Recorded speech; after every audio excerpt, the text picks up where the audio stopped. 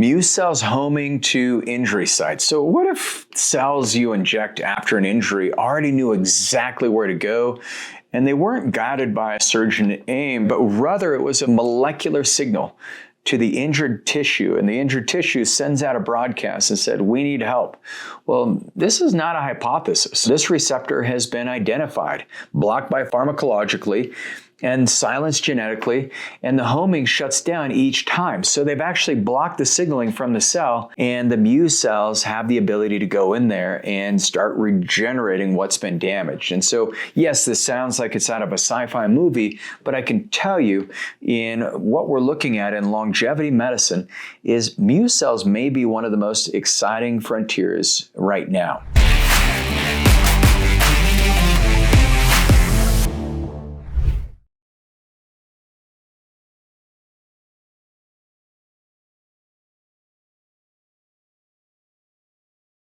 And so I'm Regan Archibald, founder of Ageless Future, and we look at things like novel peptides and stem cells, and today we're talking about Muse cells.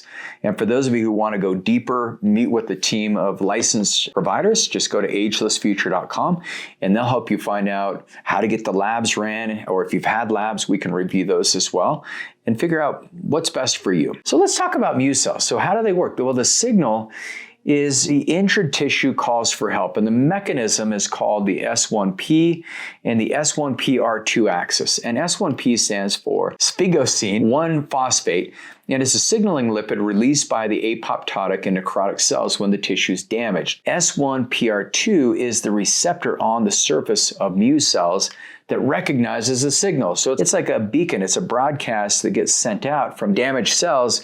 And it's like there's a walkie-talkie on the other end. It says, okay, we understand you're damaged, you're in stress, we'll be right there. And so when a tissue is injured, it broadcasts that S1P. Muse cells in circulation, they express the S1PR2 and follow the gradient to the damaged site. Now, this is not passive distribution, it's a signal-directed navigation. And I've said multiple times on this channel, the medicine of the future is signaling medicine. This is just a signaling molecule, just like peptides. They're just sending new signals in your biology. And so because apoptotic cells in any organs release this S1P, regardless of the tissue type, bone marrow, heart muscle, brain, spinal cord, the signal is the same and the receptor is the same. The homing works across the different tissues. So this is the exciting thing. This is where I had the chance to do Muse cells in early February of this year. And I looked at my blood labs before, I looked at them after. Everything looked better after I did the Muse cells. I just did it intravenously because I knew they would target the areas that had been damaged. And so the cardiac trial, this proved the mechanism. So, and by the way, Muse cells are not FDA approved, so most of the research has been done in Japan. I have other videos on the origins of them. But if you look at the Circulation Research 2018, they definitively lay out the mechanistic properties of Muse cells. Now, in this one, it was a rabbit model, and these rabbits had acute myocardial infarction, and they labeled these stem cells so they could see the signaling. And they marked these Muse cells with fluorescent proteins so they could be tracked, and they were infused intravenously after this myocardial infarction induction.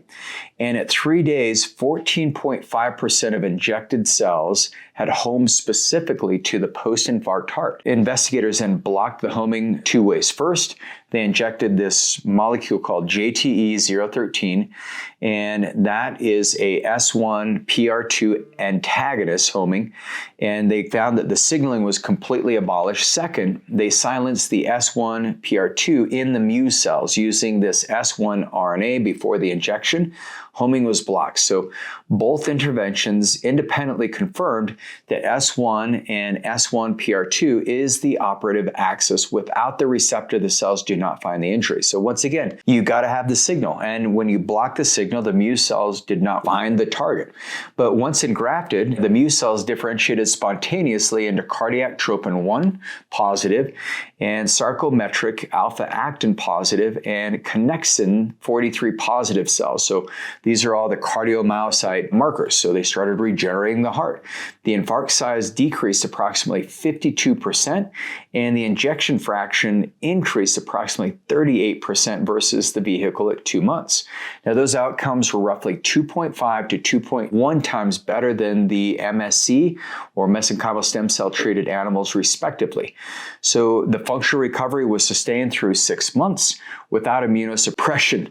And so mobilizing your own stem cells, this was a 2025 finding published in the Journal of Cellular and Molecular Medicine. They asked a different question. They said, well, instead of infusing Muse cells, what if you could mobilize the patient's own supply using a pharmacological S1PR2 agonist? And so after the AMA induction, subcutaneous injection of an S1PR2 agonist significantly increased circulating SSEA3 positive and CD105 positive Muse cells in peripheral blood at 12 hours.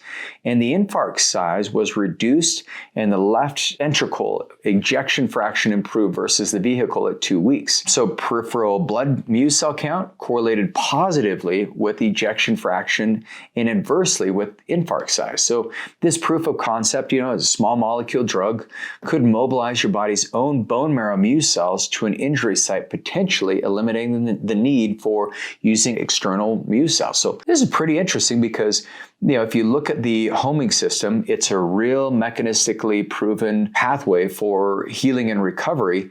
And with only 14.5% of these injected Muse cells reaching the target organ in the cardiac model, where did the other Muse cells go? And this is where, Muse cells are going to find other damaged tissue. And just because you have a myocardial infarction, there's probably a lot of other systems in the body that they got called into.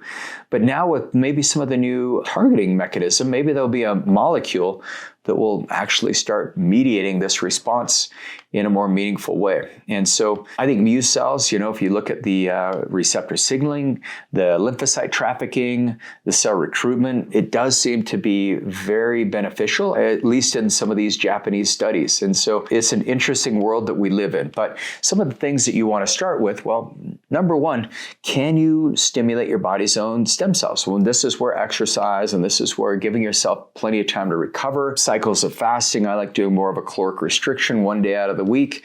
I like exercising every day. That could be a great way of helping. You'll find that Muse cells are in every tissue structure in the body. That was discovered in 2010 with Dr. Dezawa, her team in Japan. They found that these stress-resilient, multilineage, undifferentiated stem cells didn't produce tumors, no teratomas, and they're finding that they're very beneficial with strokes, and there's reason to be optimistic for ALS, Alzheimer's disease.